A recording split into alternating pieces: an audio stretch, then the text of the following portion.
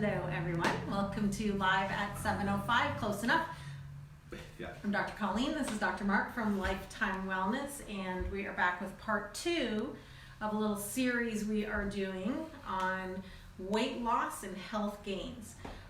Quick question of the day. I know I asked something similar to this last week, but please comment below whether you're watching us live on Facebook or you're watching this after the fact on YouTube or on our website. Well, I guess you can't comment on our website. So on Facebook or YouTube, please leave a comment if you did start a new program, either a new diet, let's say healthier nutrition program in the new year, or you started a new exercise program, or both. The question of the day is, are you still at it? Is it still going strong? Yes or no? Please comment below. As always, please like this, share this. There's always somebody else outside of our circle of influence who needs to hear this information, and you might be that person to share it with them and help them out. Yeah. So I'm going to leave this in Dr. Marc's hands tonight with our camera turned around a different way so you can actually read some things he's going to hold up. I'll be on the other side of the camera. If anyone has questions, comments, I'll be able to see them on that side. So let me know if you have questions. So last week we started a little series on what's called weight loss. And we started with a topic that may have sounded a little controversial, where we talked about weight loss is not about calories, it's about hormones. And we're going to expand on that a little bit today, where we're going to really kind of dig a little deeper, dive a little deeper into insulin. So we started talking about why it's all about insulin. So I want to explain a little bit about that. But first I want to kind of go back and give you a visual example of what we were talking about last time as far as calories in versus calories out, and how that model has not been successful. It's been studied hundreds of times over decades, never reproducible, whether you're trying to gain weight or lose weight. That's just not how the body works. It's a hormonal issue. But this, I think, is a good visual to illustrate. So hopefully you can see this clearly. At the top, this entire box is 1,600 calories of food. A lot of healthy choices there, good proteins, good fats.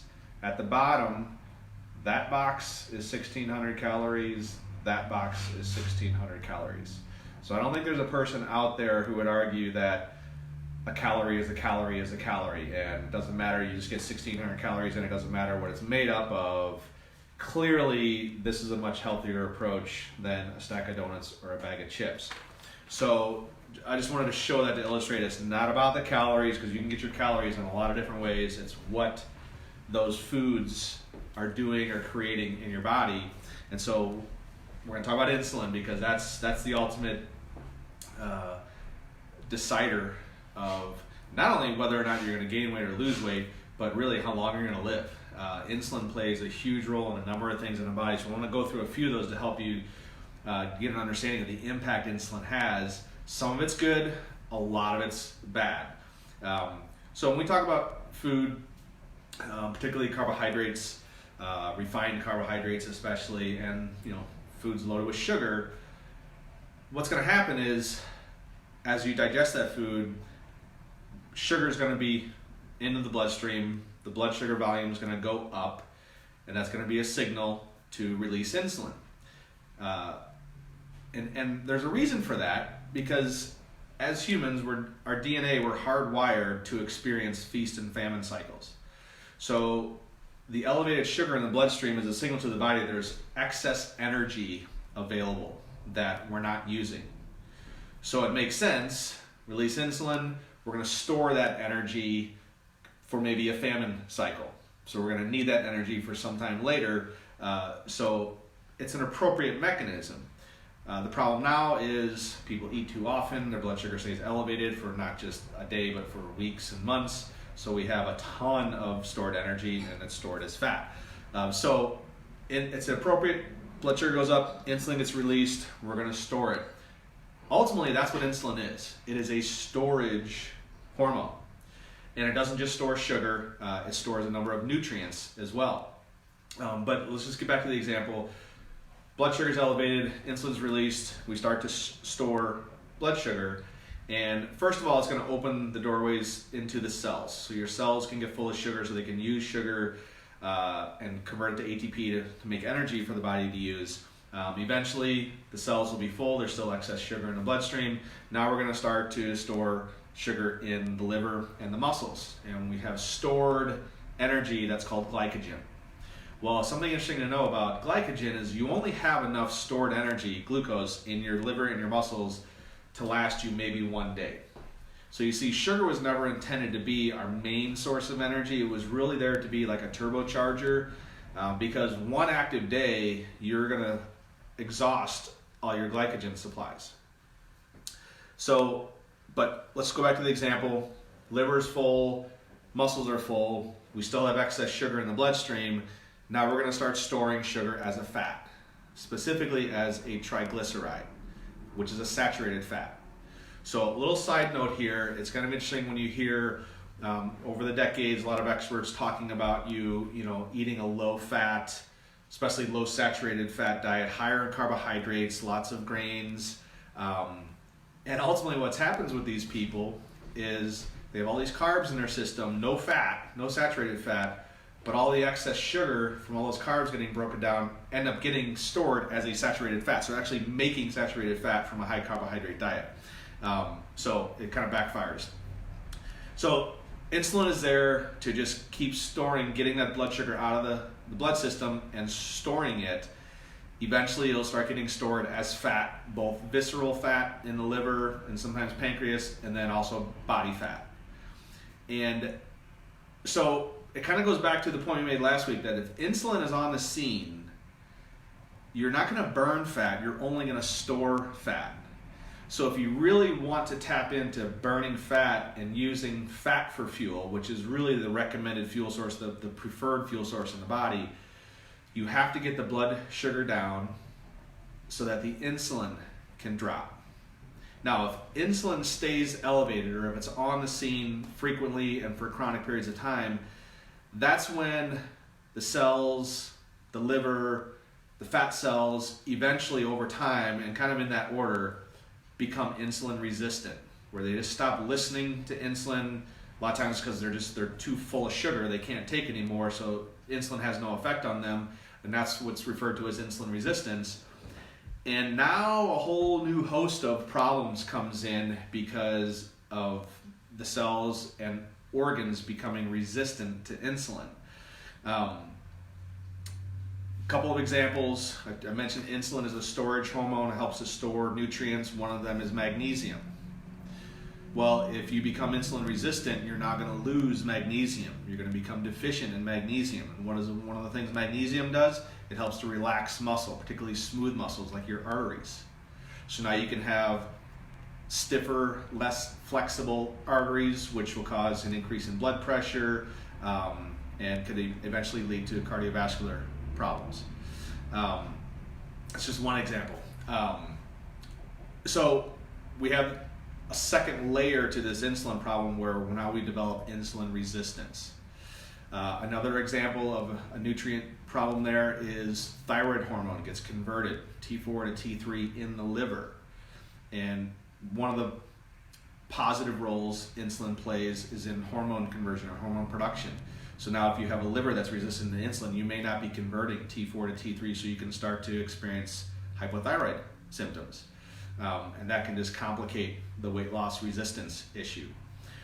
So you really got to focus on really a couple things to solve any kind of weight loss resistance issue or weight loss problem. And it begins with understanding insulin. The only way to get insulin down is you have to decrease your carbohydrate and sugar intake. Refined carbohydrates, which are basically anything that started off as a flour or powder and turned into something. So bread, pasta, cereal, bagels, muffins, pancakes, waffles, bagels, croissants, things like that. Such simple carbohydrates that they're broken down to sugar quickly when you eat them. And just sugar, which is in a lot of stuff. You really got to watch the sugar content of any foods that you're consuming. That's the only way to get insulin down. Second to that, so that's not the only, but the second to decreasing your carb intake is eating less frequently. Eat less often. Don't eat less, eat less often.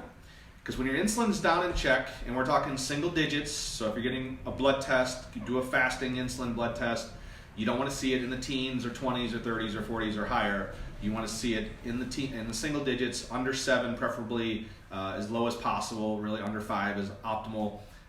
Now you have a good indication that you're not insulin resistant, you don't have insulin on the scene, you can start tapping into the fat stores. And usually the organ fat's going to go first, the visceral fat, because that's the most dangerous, and then the body fat. But the weight will be dropping, it just, the body shape will change a little bit slower. But it's really all about insulin. So we just want to continue this conversation, give you some of the insights into some of the unique functions of insulin, really what drives it, and how it impacts the body from a fat storage standpoint, and the fact that being a storage hormone, you're not going to lose any fat if insulin's high. So the calories, some people get by fine on lower calories, some higher. You can just gauge that by not just hunger, but energy, sleep, other things that your life is comfortable. But stick to good sources of protein, nice healthy organic vegetables, use healthy fats, grass-fed butter, olive oil, coconut oil, avocado oil, things like that. Fatty cuts of meat, perfectly fine. Saturated fat grass-fed meats, free range, wild caught, things like that. The fat in those types of products are very healthy for you. So don't avoid those. Don't stick to the low-fat diet. Just reiterate, fat in conventional meats? No. Yeah, so fats are healthy for you. The difference in the quality of the meat is this. When you have an animal that is allowed to eat its normal diet, so we'll use cattle, if they're allowed to eat grass and graze on grass, not be fed grains and corn, things that they don't normally eat, it comes down to the quality of the fat. The same is true with like deep cold water fish, like salmon and mackerel and things like that. When they're allowed to eat their normal diet, they make healthy fat. When we feed them grains or other inflammatory foods, they make less healthy fat. So it all gets down to the quality of the fat. So that's why we prefer to buy grass-fed, free range, and things like that. So there you have it. With insulin, I'm sure we're going to be revisiting this. There's a whole lot more we can talk about with insulin.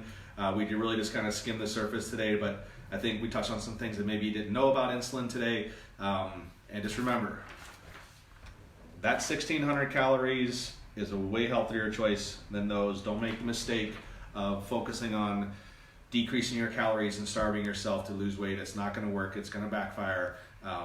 Just get the carbs and sugar down and let insulin drop, and everything will take care of itself. Next week we're going to talk about insulin-friendly lifestyle. Is that right? Yeah, and there are other things that impact insulin, not just food.